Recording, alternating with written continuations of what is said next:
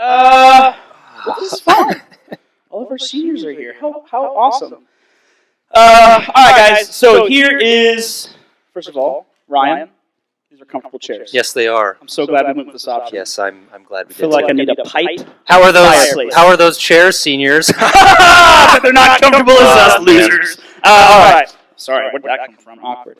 So, guys, really, here's the goal of this time. For some of our seniors, this is, might be one of the last youth groups they'll be at. Some of them are moving away this summer. Some of them are staying local. But we want to start doing this every year with our seniors, kind of before the school year ends, close to it, to give them an opportunity to maybe share some wisdom with you, the lower classmen. And so Ryan and he's come up with some questions. They're fantastic. Some of them are funny. Some of them are serious.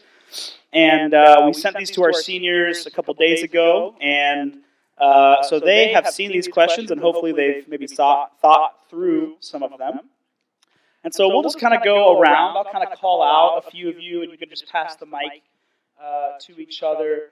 But what we'll do right now is we'll just start with McKenna, and we'll just go down the row as you pass the mic. We'll say your name, what school you attend, and your plans for this fall.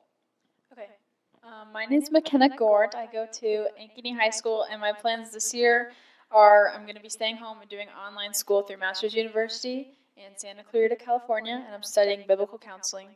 And then, I'm just going to stay home and work.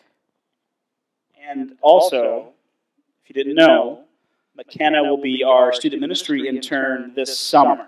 So we are excited for that. So this summer, if McKenna maybe tells you what to do, don't be like, who are you? Be like, oh, you're maybe kind of in charge. So, but yeah, we're super excited for McKenna to come on board. So that's great. Vanessa. I'm Vanessa Coglizer. I go to Ankeny High School, and I'm going to be working full-time at your local North Ankeny Boulevard Hy-Vee.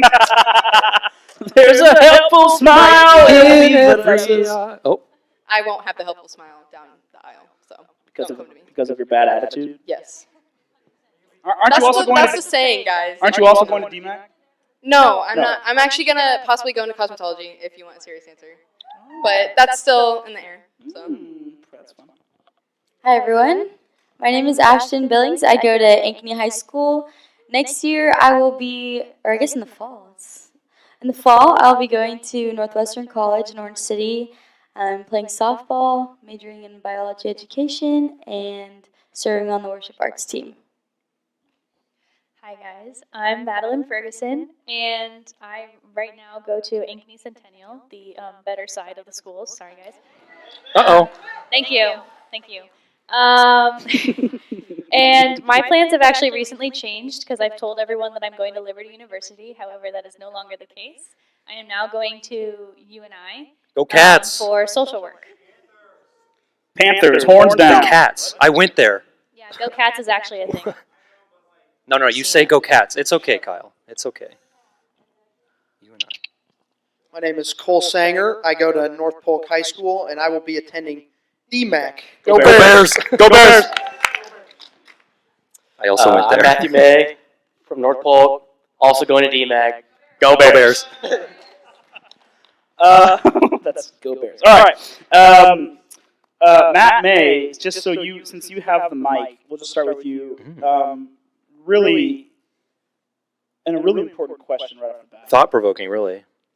If you could be one form of potato, what form of potato would you be? The most and versatile why? food. I'm going to go with potato casserole. Oh!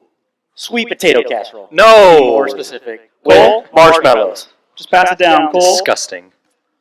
I mean, hold on. I mean, think of all the things you can do with potatoes, Hash and then browns, think of all the things French God fries, can do with baked you. potato, You know what I'm saying? party Like, potatoes, holy cow. potato salad. All right. It's a tweetable quote. Cole. I'm going to go with mashed potatoes because there's so many different ways you can put stuff in, bacon, anything. Really, anything. Some chives. Exactly. cheese, Yeah. sour cream. The possibilities are endless. I agree. I would choose au gratin potatoes. And for anyone who doesn't know what that is, it's what Americans call scallop potatoes, covered in cheese. It's like the little round discs covered in cheese. And We get it. You're better than us. Ashton. I am. I would be a sweet potato because they're a little extraordinary to regular potatoes, and they're basically baked potatoes, but they're the sweet version. Like you can stuff them with brown sugar, marshmallows, butter, just sweet potato. Disgusting. I would be a potato olay. Yeah! Finally a good answer!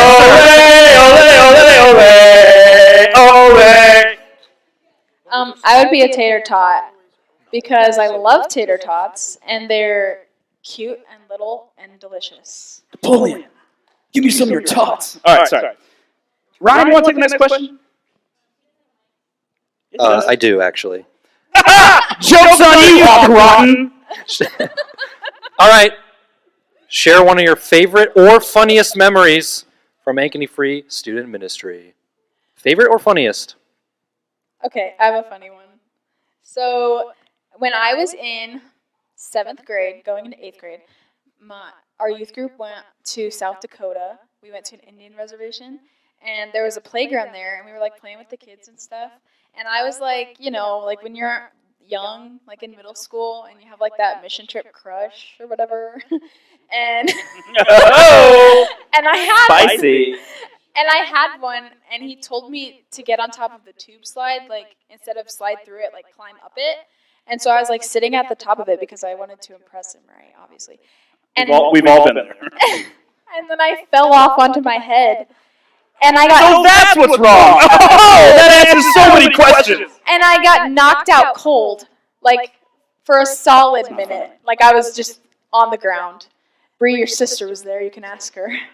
And then Sounds scary. I don't want to go to South Dakota. and that was my first concussion.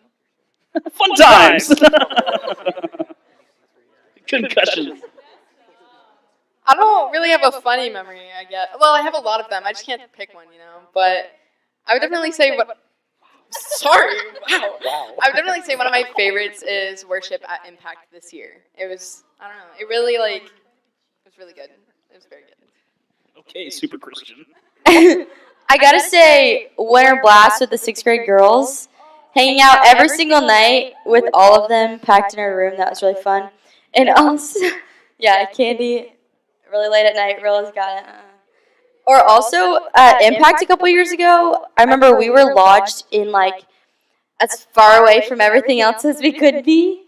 Is this yours? And Carlos Oropeza came later, so he brought his truck. And all of us, 20 of us, packed in the bed of his truck, and he would drive us to all the different places. It was so dangerous, but that'd probably be it.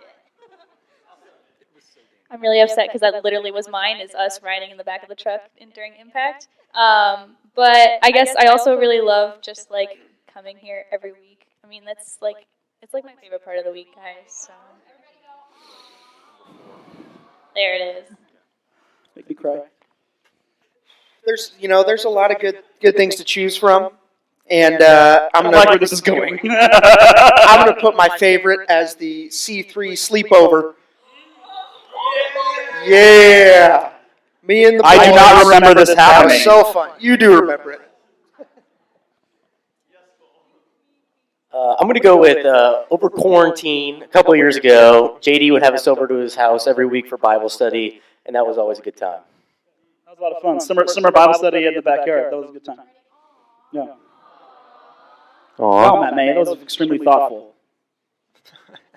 All right, I'll take the next one. If you could tell your 6th grade self, so think of little Cole Sanger in 6th grade, or little Vanessa in 6th grade, or Ashton, or any of you. If you could tell your 6th grade self, you're in middle school, you have the rest of middle school ahead of you, you have all of high school ahead of you, what piece of advice would that be? Looking back, if you could tell your 6th grade self one piece of advice, what would you tell yourself? Go ahead, Matt. Probably to pay attention in school. It's actually important. Amen. Amen. That's good advice. You know, I don't really give a lot of good advice, but we're going to go to as many youth events and youth groups as you can, because there's a limited number, and you will run out eventually. So for me, I have two. Is that okay? Sure, whatever. Okay. Be that person. So the first one is that for all the girls in here, just so you know, boys are coupons. There isn't. Listen. It's an inside joke between me and Bree. Okay, you just think about it. There's certain advantages, but there's also a lot of disadvantages to coupons. Okay, so you have to think about it, and you have to just. If you want more explanation, come to me privately because I have a whole story for it. And then.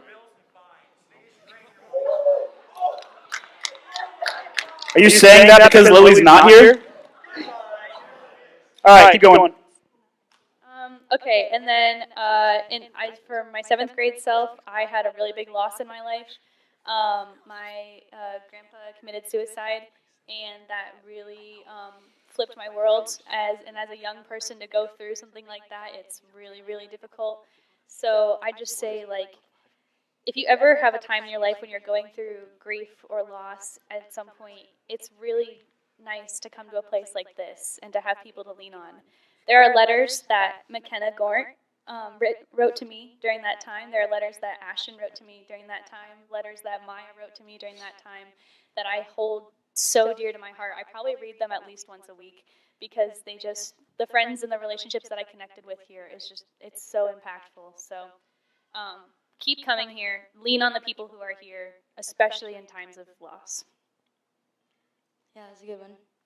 My advice would be to let go of your pride. Many people think that pride is, arrogance or being boastful, but pride is anything that puts yourself above someone else. So the thought of, I don't want to be embarrassed, I'm nervous. Well, what is in the back of your mind when you're thinking that? What do others think about me? That's putting yourself above someone else.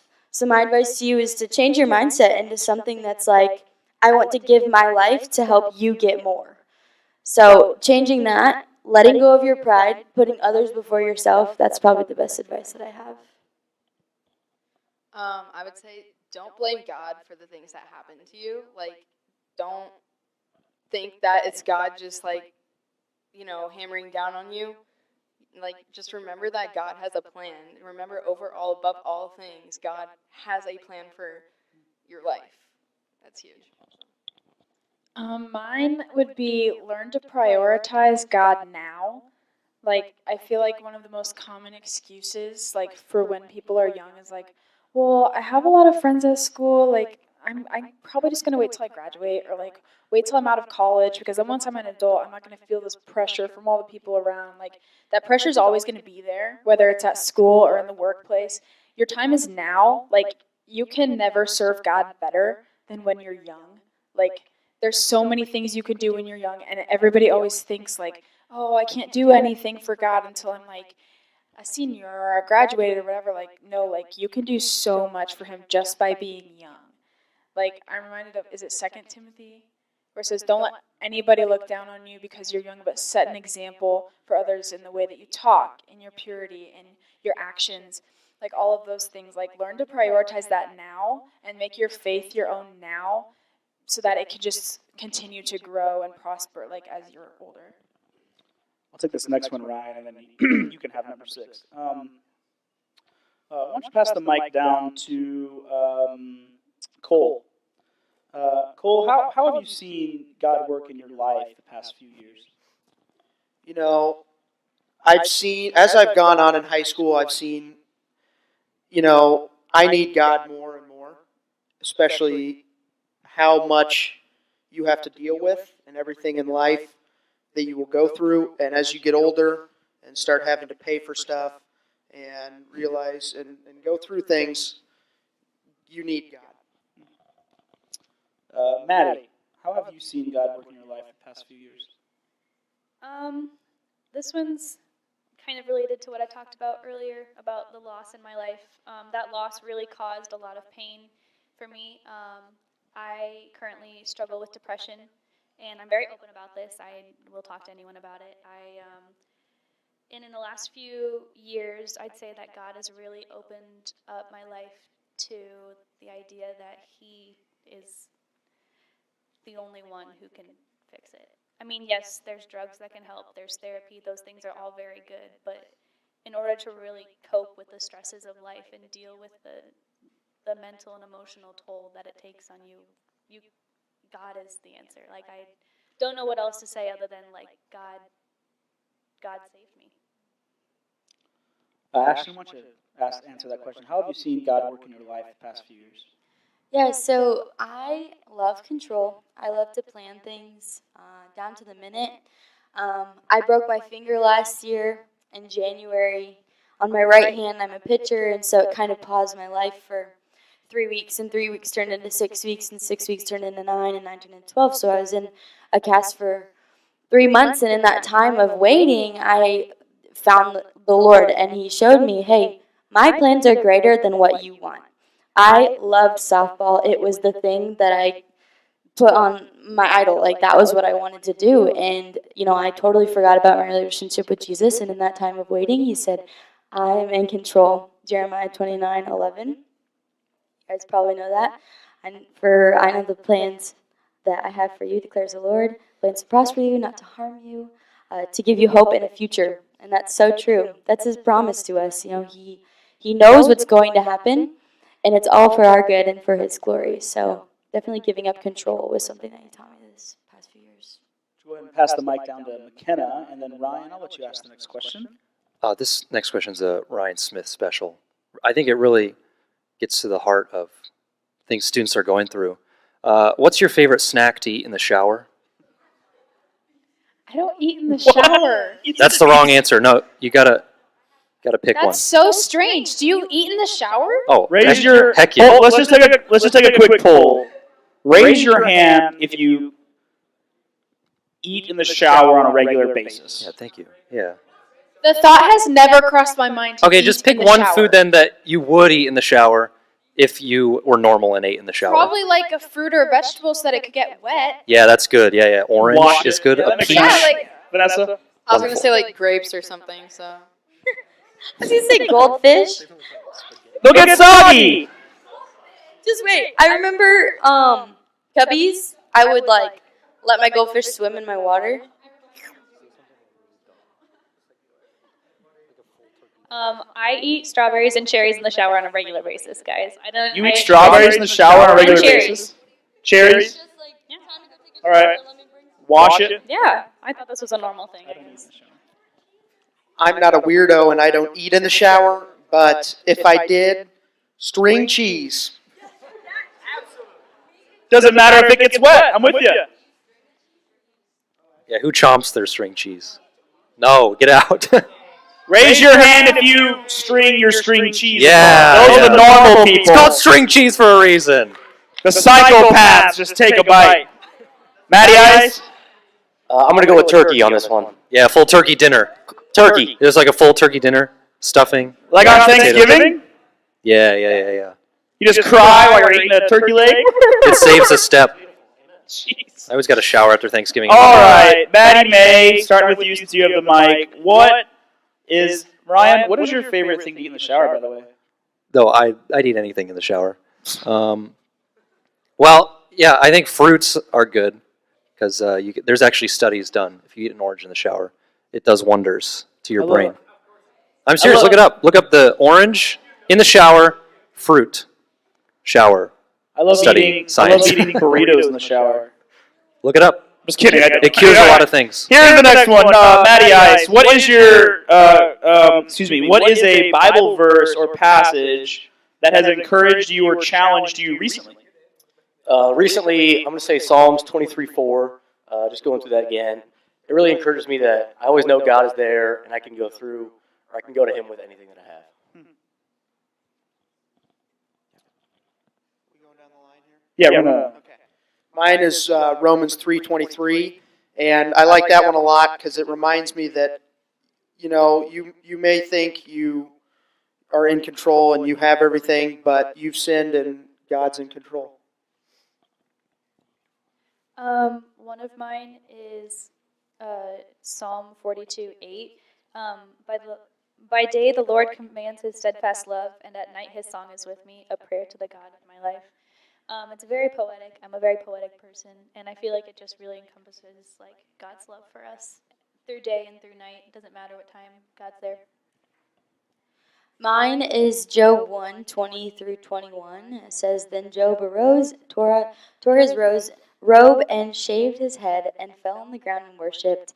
And he said, Naked I came from my mother's womb, naked I shall return. The Lord gave, and the Lord has taken away. Blessed be the name of the Lord. For a little bit of background, Job was stripped of everything in his life.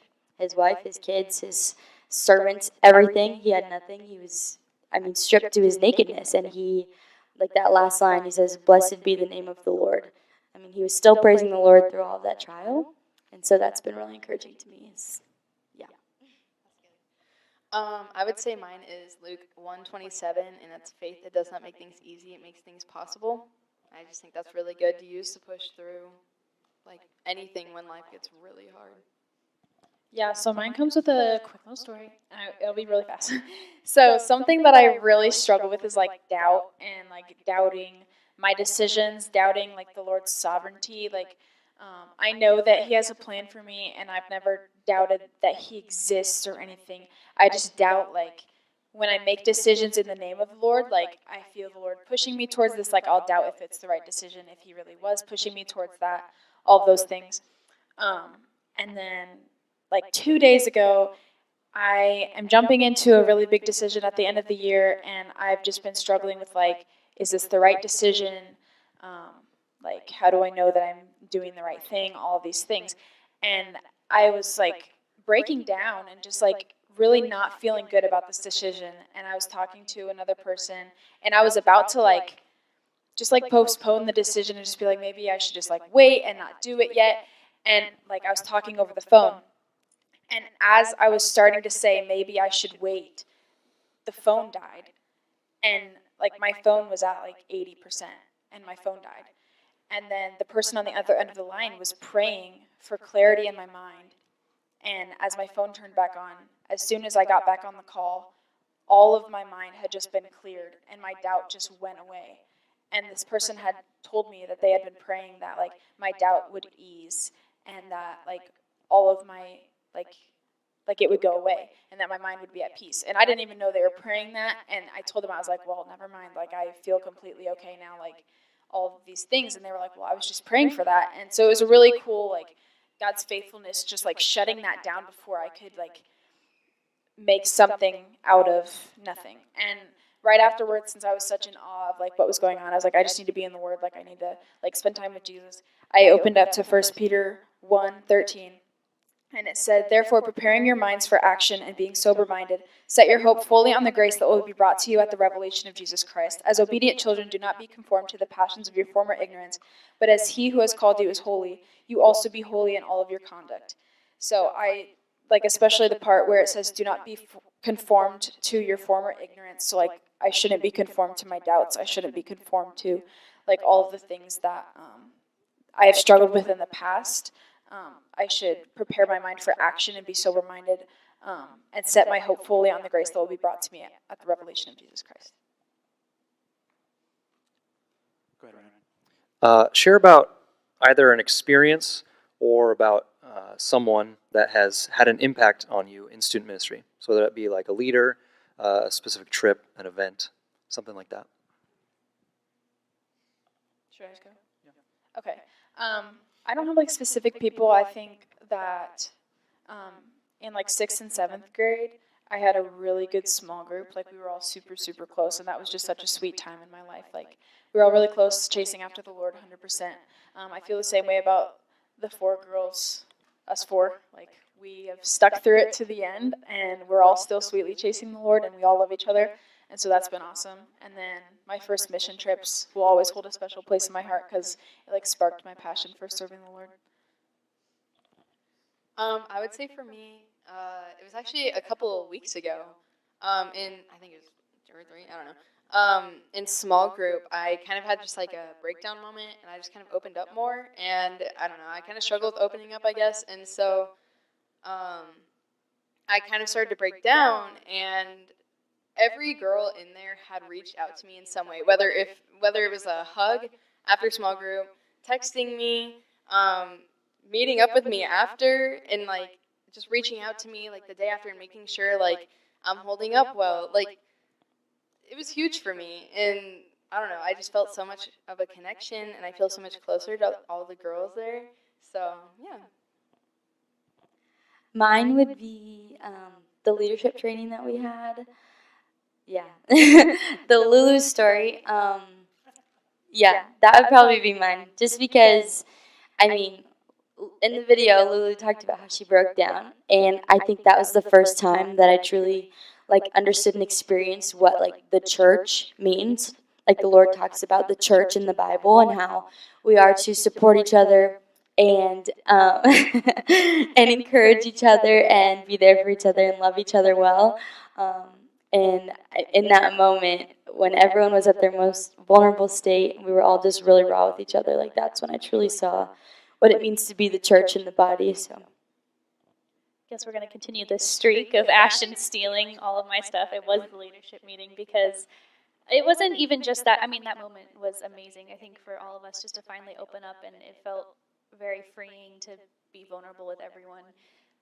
But like that whole meeting, I felt so close with the SLT, and it's an amazing spot to be at, like these people to lean on, and it's fun to come up here and lead a group. I don't know, it's just something I've always loved. So if you're interested in joining SLT, please, we need more people.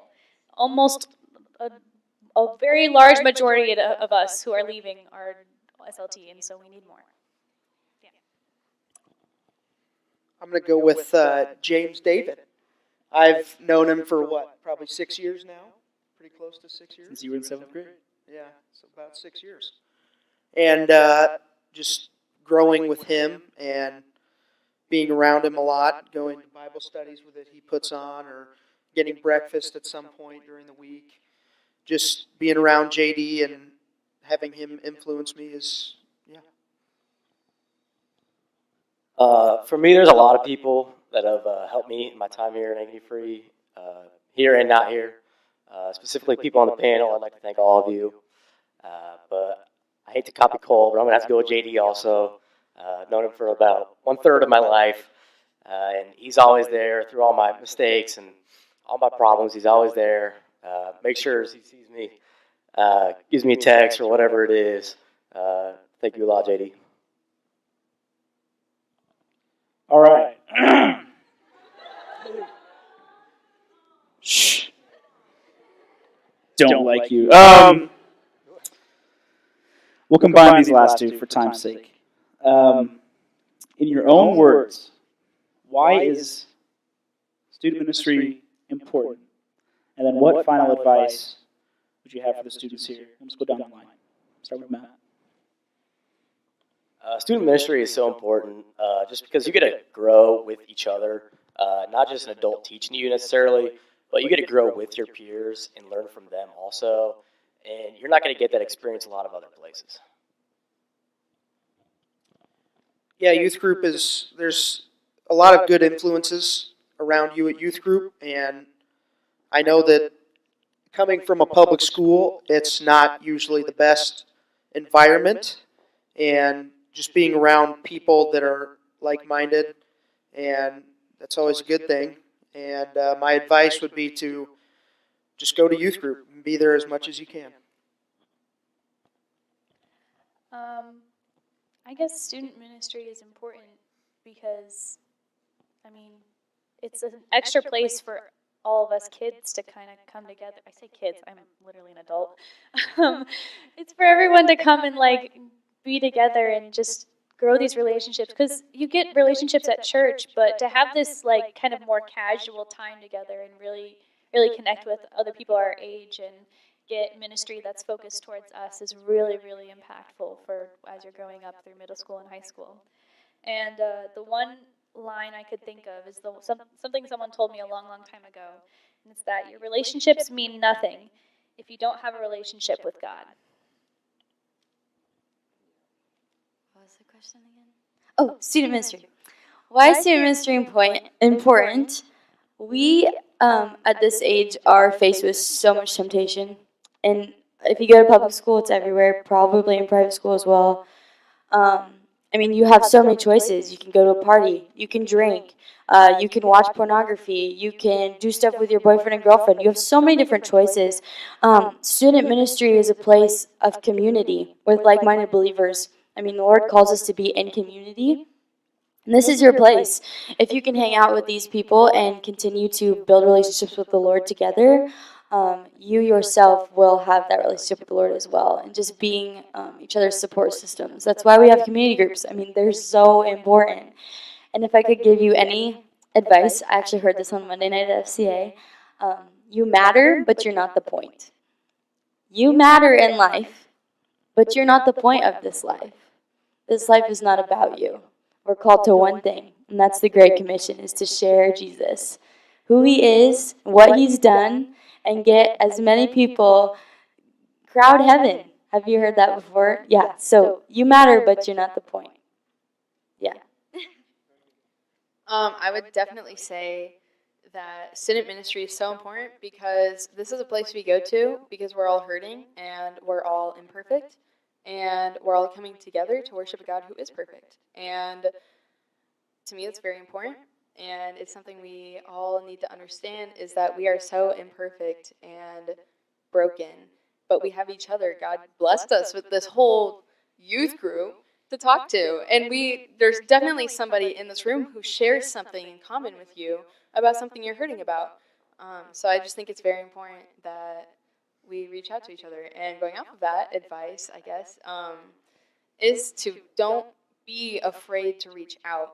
Holding it in yourself is not going to help anything. It's only going to make things worse, and it'll just roll into a bigger problem in the future. So talk to somebody, even if it's a leader, a trusted friend, somebody. Everybody here is for each other, and we need to understand we're all friends here. Yeah, so going off of kind of mixed with Ashton's and Vanessa's, so like the Lord calls us to one thing, and that's to spread his word and the Great Commission. And I see student ministry as an amazing way to come in, receive the knowledge, receive the support, and then go out and make it happen, you know? Like there's a verse, Luke 10:2, the harvest is plentiful, but the laborers are few. There's plenty of work to be done, and there is few people that are willing to do it. And so if you have a place like Ankeny Free Youth Group, or even another youth group, like if you have a place like this, like use it. Like my advice too is that 6th to 12th grade seems like so long, but it is not long at all. So utilize this time. Like this is your time, these are your people. Another thing, your leaders care about you. JD cares about you, I care about you. Like this year, like if you need something, tell somebody. Like we are the last people in the world who are going to judge you. We are going to respect you more for telling us. And we are going to walk alongside you and help you. You need somebody to walk alongside you. We are called as older people. I don't know.